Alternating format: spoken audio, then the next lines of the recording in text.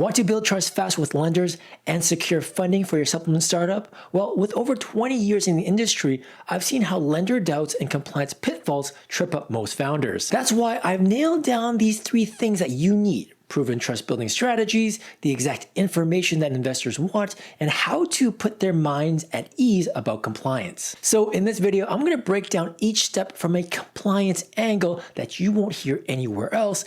And if you stick around to the end, I'm going to show you where to get my exclusive list of where to get funding for your supplement brand. Now, supplements, as you've probably heard, can be a high margin game, but with high margins come serious risk, especially from the perspective of lenders. If you're considering financing, there are some critical issues that you need to understand. Take the brand Balance of Nature as an example. They sold simple fruit and veggie capsules, which seems harmless enough, right? With bright, eye-catching labels, they grew quickly. But how? Well, not necessarily through community or unique branding, but through bold, riskier promises. They made pretty big claims comparing their capsules directly to whole fruits and vegetables, and even suggesting that their products could help with arthritis by saying things like, many phytochemicals in fiber and spice have anti-inflammatory properties. Sounds impressive, but there's just one problem. Making these claims is flat out illegal under the Dietary Supplement Health and Education Act. In 2019, the FDA hit Balance of Nature with a warning letter for making unapproved drug claims.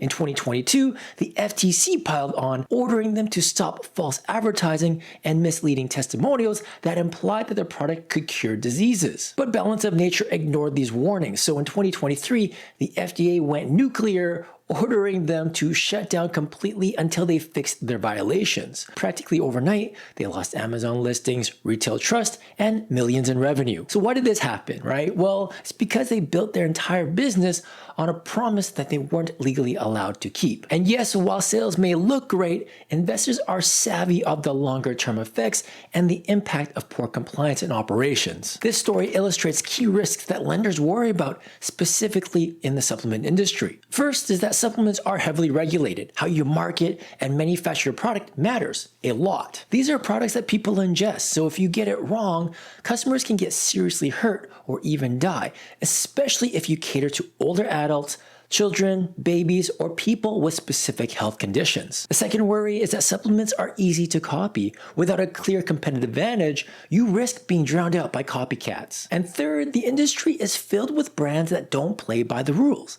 This creates challenges for compliant brands like yours, making it harder to build trust and secure funding. So how can you quickly build trust and put lenders at ease? 1, use trusted suppliers throughout your entire supply chain, from your contract manufacturers, ingredient suppliers, to your packaging providers and testing labs.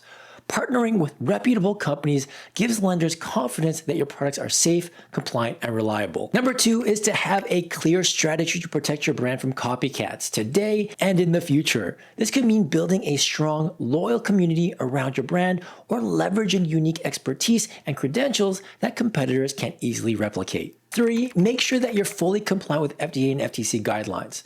This includes your ingredient choices, your product claims, your advertising practices, as well as how you work with influencers. Smart brands also add a layer of compliance above and beyond their contract manufacturers and across all their suppliers to put the owner and investors at ease. Now, of course, saying that you're trustworthy isn't going to be enough. You've got to prove it, right? So what specific information should you have ready when pitching your supplement brand to potential investors? When you're just starting out, your sales are low, or maybe you haven't even launched yet.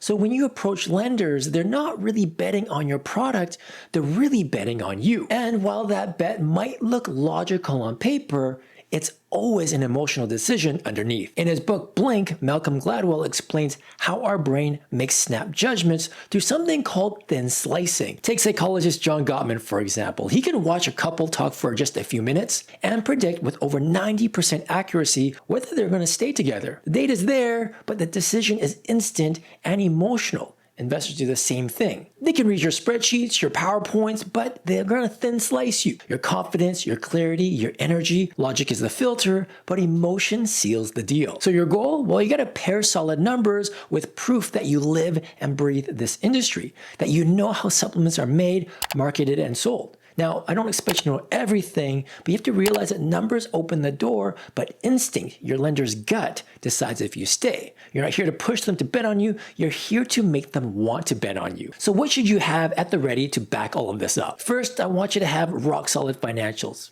Is it obvious? Yeah, but plenty of founders wing this. I need you to know your true cost of goods for a finalized, not wishful, formula. Also, understand your ad spend cost to acquire a customer, your cash flow needs for restocking and testing costs, not just for product release, but for shelf life too. Financials will get you on the playing field, but they won't win the emotional game alone.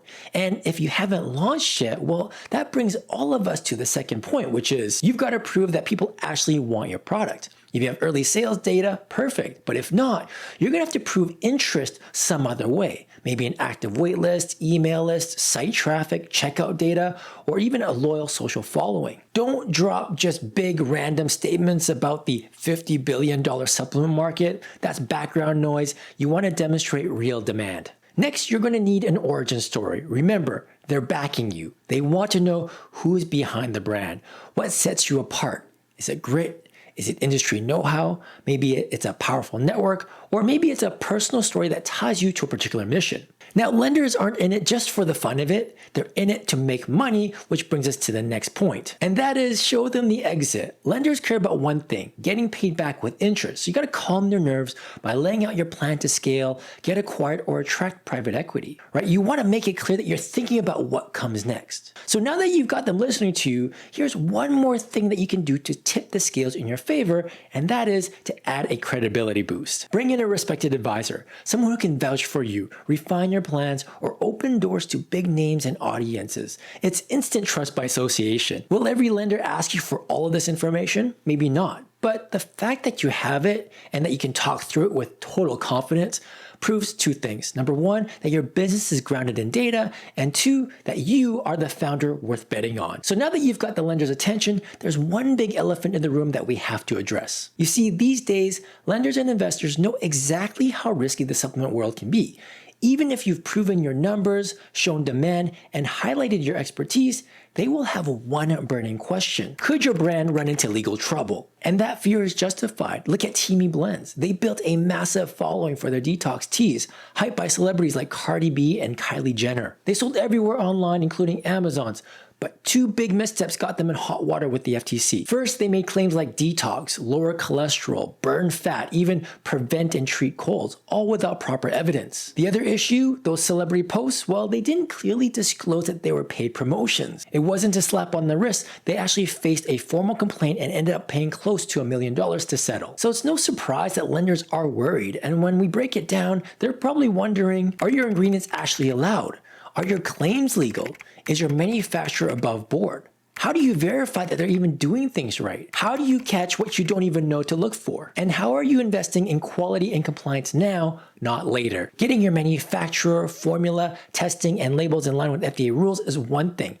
Add the FTC rules for ads and influencer posts, that's another. And if you mess this up, well, you're gonna risk lawsuits, surprise investigations, and trying to run a tiny brand with a huge amount of liability. And it's these blind spots where new founders get burned. Scammed by shady suppliers is one example, where they pay deposits only to get ghosted. It's like going to hire a contractor to renovate your kitchen, and they tell you that you need a new foundation or new plumbing, but do you really?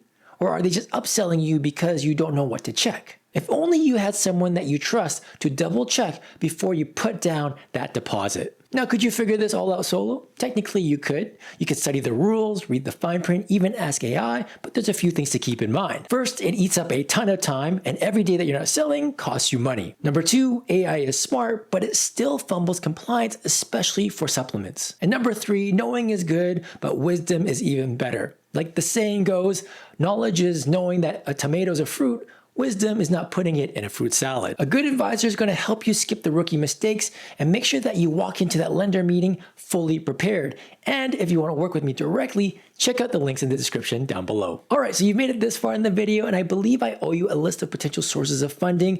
I've added a link in the description down below to a previous LinkedIn post of mine where I share some potential leads and feel free to connect with me on LinkedIn as well. So as I mentioned earlier, it's important to get your financials right. And if you haven't nailed your true costs of goods yet, you're definitely going to want to start there because vague guesses just won't cut it.